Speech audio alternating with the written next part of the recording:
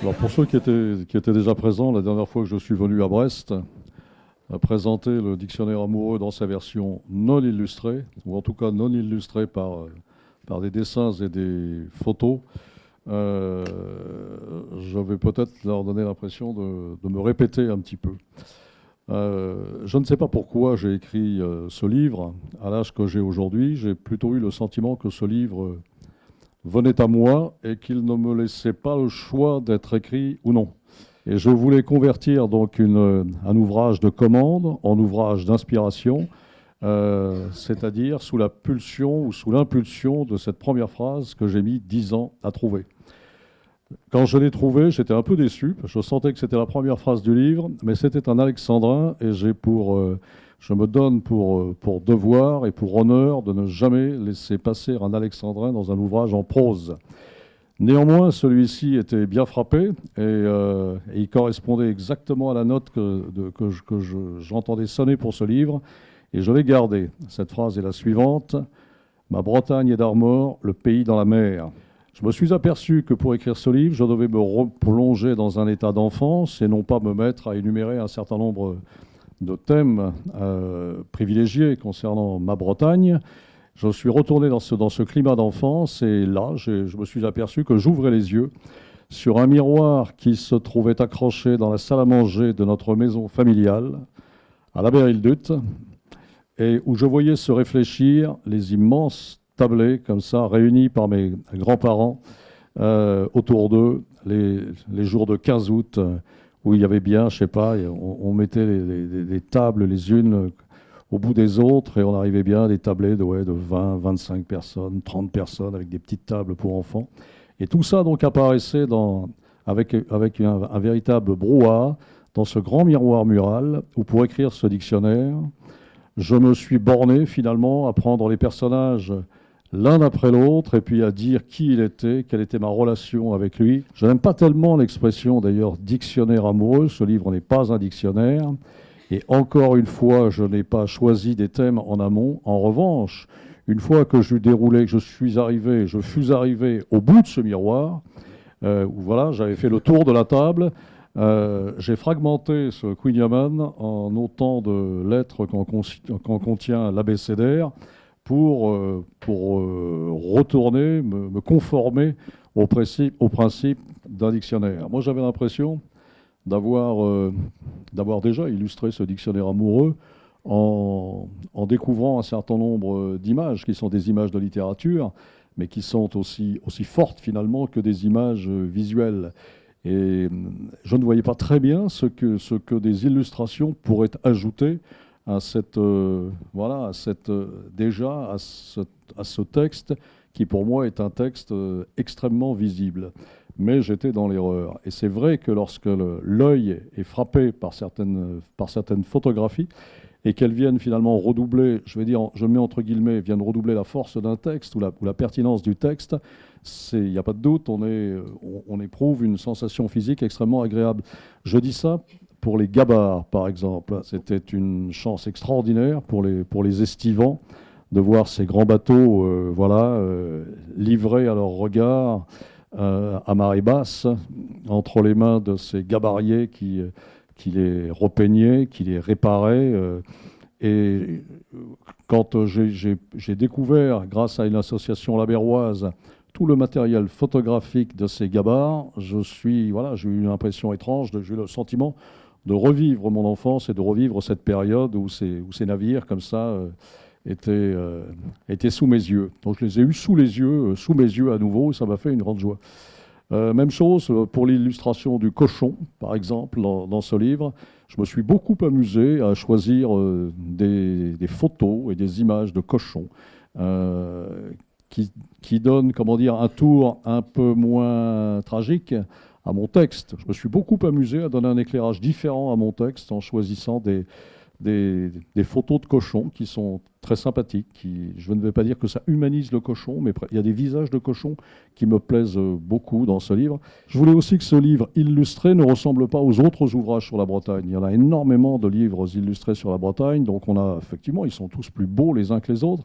Mais je me disais qu'il était possible, comme je l'ai fait pour le texte, d'injecter une sorte de subjectivité dans le choix même des images. Il y a eu 2, finalement, dictionnaires illustrés. Il y en a eu un premier que j'ai refusé. C'est l'éditeur qui avait choisi les illustrations. Et je l'ai trouvé très réussi, il n'y a rien à dire. C'était uniquement des photos de grands peintres, de grands maîtres, qui avaient rêvé de la Bretagne. Mais je trouvais tout ça extrêmement froid, et ça faisait de ce livre une sorte de beau livre d'art autour de la Bretagne, avec un texte qui est celui du dictionnaire amoureux.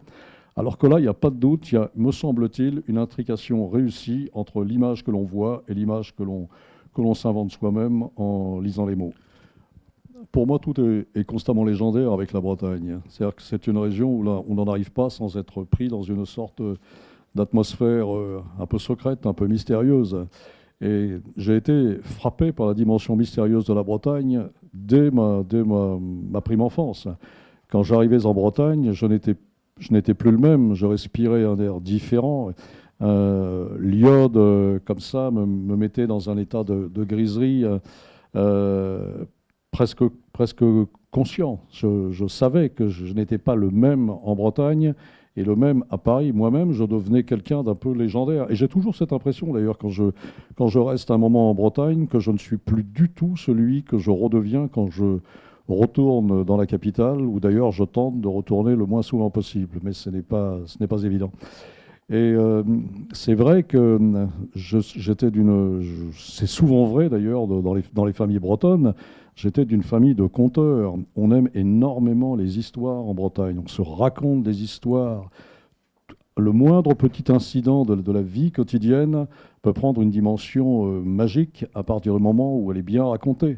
Et je n'avais pas besoin qu'on me parle de Corrigan et de fées, même si mon arrière-grand-mère le faisait, pour y croire, pour sentir, pour percevoir, pour avoir une sensation magique des choses autour de moi. Comment ne pas l'avoir, cette sensation magique, quand on voit que, voilà, quand on a affaire à la marée, on finit par trouver ça tout à fait naturel, mais c'est absolument extraordinaire de voir cette mer qui s'en va, qui découvre un paysage différent d'une marée à l'autre, qui modifie la lumière de manière absolument permanente, et puis ensuite qui revient. Tout ça est complètement étrange. Et pour celui qui n'a jamais vu la marée, comme je vois les Méditerranéens, quand ils parlent de la marée, ils ne comprennent pas exactement ce qui se passe. Ça les dérange. On ne peut même pas dire qu'ils sont sous le charme de la marée, comme on l'est lorsqu'on est breton et qu'on voit bien que c'est toute cette richesse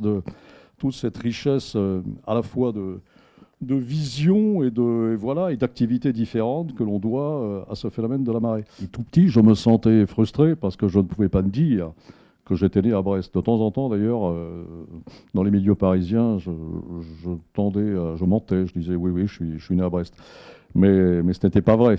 Et j'en voulais un petit peu à mon père qui, lui, pouvait attaquer un de ses livres en disant « Je suis, etc., natif de Brest, où je suis venu au monde par un jour pluvieux, etc., le 23 janvier 1910. » Ça, je trouvais que c'était d'un chic absolu de pouvoir comme ça se flatter d'une naissance brestoise à part entière. Et pourquoi est-ce que j'y suis quand même né par petits morceaux? Parce que je venais chaque année, on venait à Brest, on y venait même plusieurs fois par an. Mon père il y avait une demeure familiale au bas de la rue de Siam, où l'on séjournait très régulièrement, et je me sentais quand même un petit peu brestois. Et je me sentais si peu parisien dans l'âme que je me croyais autorisé à m'estimer brestois. Ce que je ressens encore aujourd'hui quand j'arrive à Brest. Mais mon père, c'est un homme que j'admire par-dessus tout. Pas simplement parce qu'il est breton, natif de Brest, mais aussi parce que c'est un grand écrivain.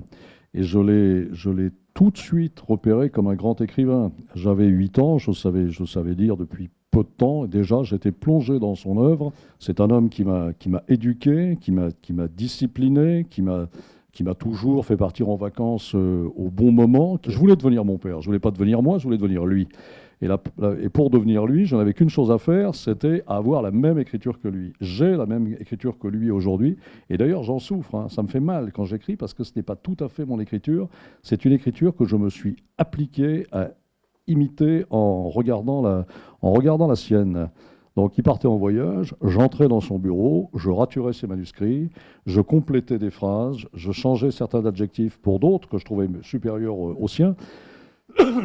Et à chaque fois, j'espérais que je retrouverais la trace, comme ça, de mes larcins ou de mes ajouts dans l'ouvrage au moment de sa parution. Mais jamais de la vie. Je n'ai jamais retrouvé un seul mot de ma main. Quand il revenait de voyage, il devait dire non, c'est pas ça, j'avais pas écrit ça, je ne sais pas comment il faisait, mais il ne savait pas que j'étais venu, mais il remodifiait dans le sens qui était celui, évidemment, de sa propre inspiration. La Bretagne est la civilisation de l'oralité, que la République nous a joué un tour de cochon, mais le cochon au sens... en nous privant, en nous dépouillant de notre langue maternelle, c'est carrément un crime contre la civilisation. Mais il n'empêche que tout de suite après, donc au XIXe siècle, quand les écrivains se sont mis à écrire en français, les écrivains bretons se sont mis à écrire en français, immédiatement, cette force de l'oralité bretonne s'est retrouvée dans le style breton à l'écrit. Quand on prend le Cheval d'orgueil de Pierre-Jacques Ezélias, qui d'ailleurs a d'abord été écrit en breton, il l'a traduit lui-même en français, on est absolument sidéré par la simplicité de l'écriture, par la beauté des images et par la simplicité des images. Tristan Corbière, il n'y a pas de doute, c'est une sorte de Baudelaire breton. Jules Verne, c'est un visionnaire, c'est pas le plus grand écrivain de tous les temps, encore que je ne sais même pas ce que ça veut dire, ça, mais il n'y a pas de doute, c'est quelqu'un qui a vu ce qui se passe aujourd'hui, qui a complètement fait rêver sur des technologies qui ont fini par être créées à sa suite. C'est prodigieux.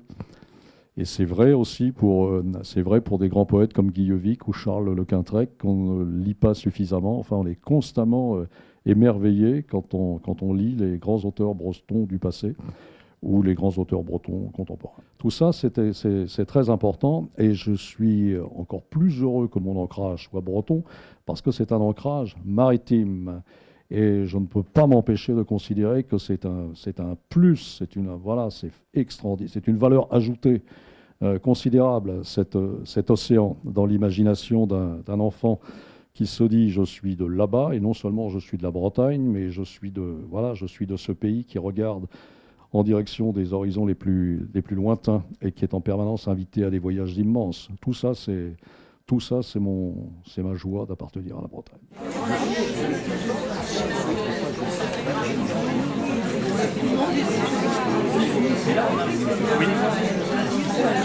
Oui.